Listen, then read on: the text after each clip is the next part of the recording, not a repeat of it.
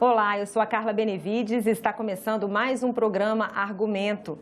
Benefícios tributários concedidos a empresas podem ter avaliação periódica e metas a serem cumpridas. É o que prevê um projeto de autoria do senador Espiridião Amin, do PP de Santa Catarina, que foi aprovado pela Comissão de Constituição e Justiça. E é com o senador Amin que a gente conversa agora. Senador, obrigada pela sua participação aqui no programa. Eu já começo perguntando ao senhor o seguinte: essa proposta ela altera a lei de responsabilidade fiscal, não é isso? De que forma seria feita essa avaliação periódica? De quanto em quanto tempo? Como seria isso? Ela, na verdade, afeta vários campos da economia e afeta a lei de responsabilidade fiscal. Pessoalmente, é uma luta de 31 anos.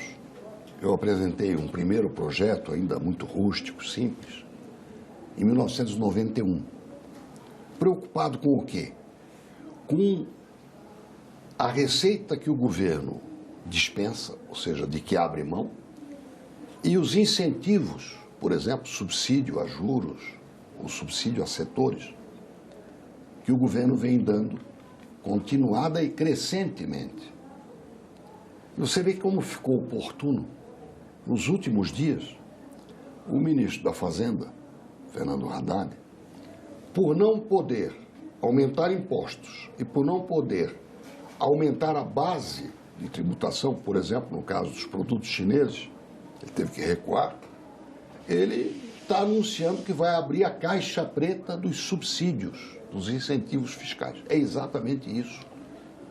Só que com outro projeto que nós abordamos.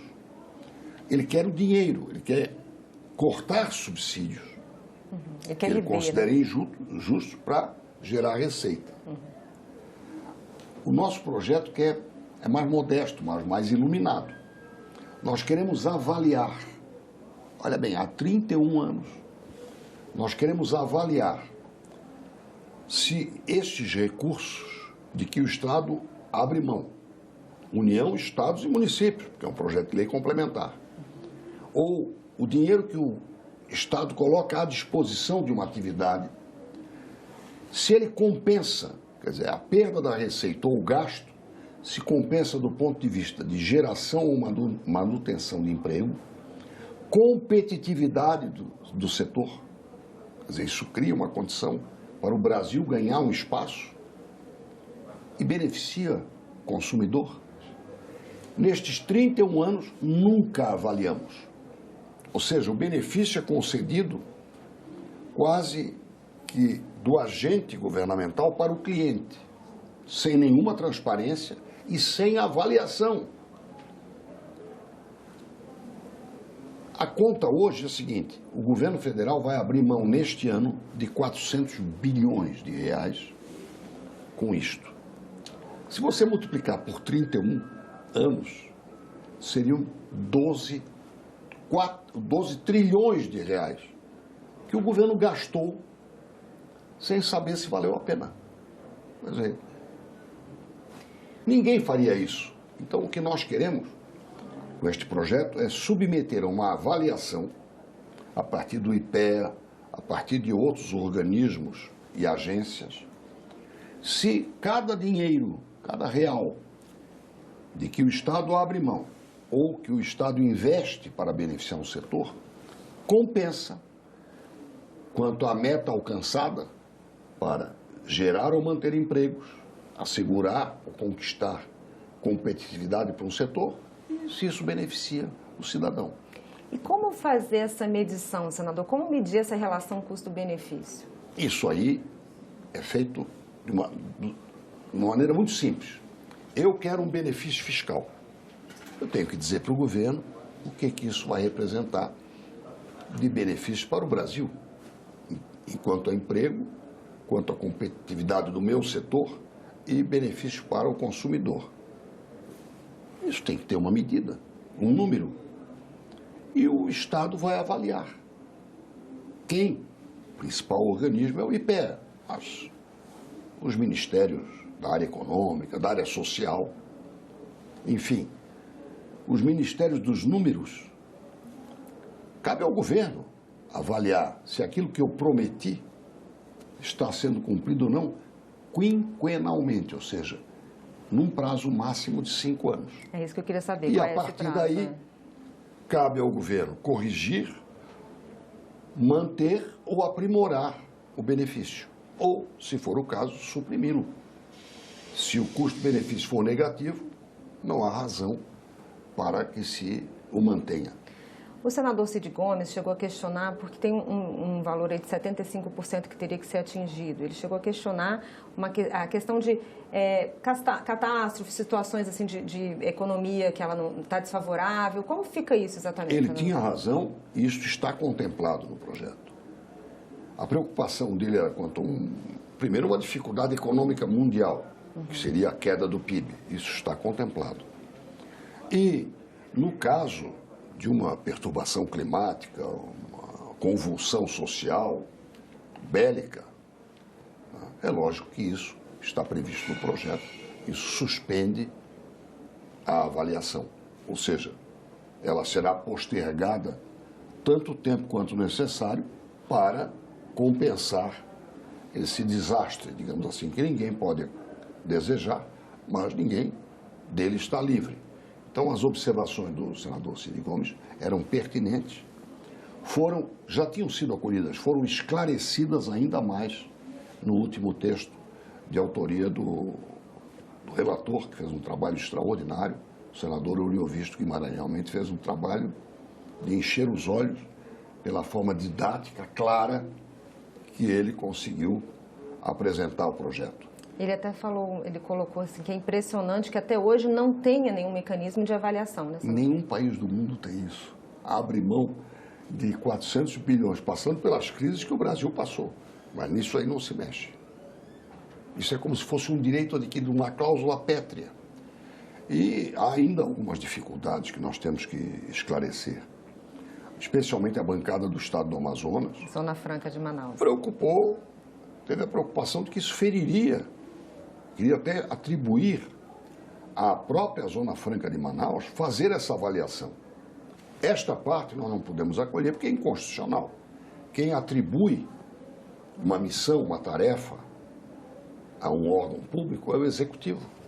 É privativo pela Constituição do chefe do Executivo dizer a agência tal vai cuidar disso, o Ministério tal vai cuidar daquilo. Tanto é que nós estamos agora discutindo a reforma administrativa. Eu questiono, por exemplo, quem é que vai demarcar terras indígenas? É o Ministério dos Povos Indígenas? Opa, vamos discutir isso. Então, a proposta é do Executivo, cabe ao Congresso aprovar, mas eu não posso tomar a iniciativa num projeto de lei de iniciativa parlamentar para atribuir. E quanto à preocupação de que isso possa perturbar o andamento da Zona Franca de Manaus, perturbar benefícios que sejam destinados à Amazônia, tanto o senador Euriovisto, que quando era proprietário da empresa investiu, ele foi um pioneiro na colocação de uma empresa de alta tecnologia em Manaus, quer dizer, ele foi para lá, ele dá o exemplo pessoal, que eu não posso dar, porque eu não sou empresário, mas eu posso, como brasileiro, apaixonado pelo meu país e pela região amazônica, e pelos povos da Amazônia, e pelo sofrimento daquele irmão nosso, eu jamais tomaria iniciativa que pudesse retirar um benefício, tanto da Zona Franca de Manaus, quanto dos povos, não só do estado do Amazonas, mas da região amazônica. Então, isso tem que ser tornado claro, e eu não tenho dúvida de que o projeto não mexe, não afeta nada relacionado à Zona Franca de Manaus, a não ser que ela também apresentará o seu balanço de benefício e de custo. Ela custa tanto. E o que ela oferece? Acho que todos nós temos que fazer isso com qualquer dinheiro público e sem nenhuma exceção. É uma regra. O Brasil tem que saber o que ele está ganhando com isto. E se estiver ganhando e perdendo recurso financeiro, não estará perdendo em patriotismo e cidadania, que faz parte do nosso balanço também. Como é que o setor empresarial recebe essa proposta, senador? Olha, o detentor do privilégio certamente está o nariz torcido. Mas eu não estou fazendo nenhuma ameaça. Quem está ameaçando é o Fernando Haddad. Eu só quero que seja avaliado. Todos os nossos setores empresariais que têm sido beneficiados por subsídio, por incentivos fiscais, por renúncia de receita pública, fazem isso oferecendo uma contrapartida. Olha, com isso nós vamos ganhar um setor da economia que não temos, temos que trazer uma inovação para o Brasil. Todos apresentam uma vantagem. O que nós queremos é que isso seja medido. E quando você não mede o resultado do seu esforço, como é que eu respondo? Vai tudo bem para quem? Então nós queremos, de maneira clara, lúcida, dizer o seguinte: o dinheiro público tem que ser avaliado quanto aos seus resultados. Quando ele é aplicado em educação, em saúde, em infraestrutura, você tem que saber o que você ganha com isso. E no caso em que você deixa de arrecadar, quer dizer, deixa de o governo ser o gestor, ele não se exime dessa responsabilidade. Ele tem que saber se, ao abrir mão daquele tostão ou daqueles bilhões, se ele está fazendo o bem e em que medida está fazendo o bem para a sociedade brasileira ou para o desenvolvimento de uma região, como é o caso que nós mencionamos há pouco, do norte do país. Só para finalizar, a proposta agora segue para onde, senador? Bom, ela vem para o plenário, aliás, já requeremos urgência, certamente teremos algum debate ainda, especialmente sobre este assunto ou qualquer outro, o plenário, afinal, é que é soberano, mas eu não posso deixar de celebrar que conseguimos, com um esforço muito grande, colocar em pauta, porque ele já estava pautado para a Comissão de Justiça desde 2019 e conseguimos vê-lo aprovado depois de debate, passou na surdina. E acho que ele deve ser tão esclarecido quanto necessário para produzir o bem. O que é produzir o bem? É saber o que você está fazendo. Olha, eu fiz uma opção, abrir mão de X para que esse setor se desenvolva e gere 100 empregos. Não é bom que eu saiba se ele se desenvolveu e gerou os 100 empregos, ou deixa para lá, não é mais comigo. Não, a responsabilidade é do parlamento de cuidar disso, porque quem aprova o orçamento é o parlamento, que é a autorização de gastar, de onde aplicar e de que recursos abrir mão. É o Congresso que aprova. Portanto, avaliar, medir é fundamental. Senador, muito obrigada pela sua entrevista.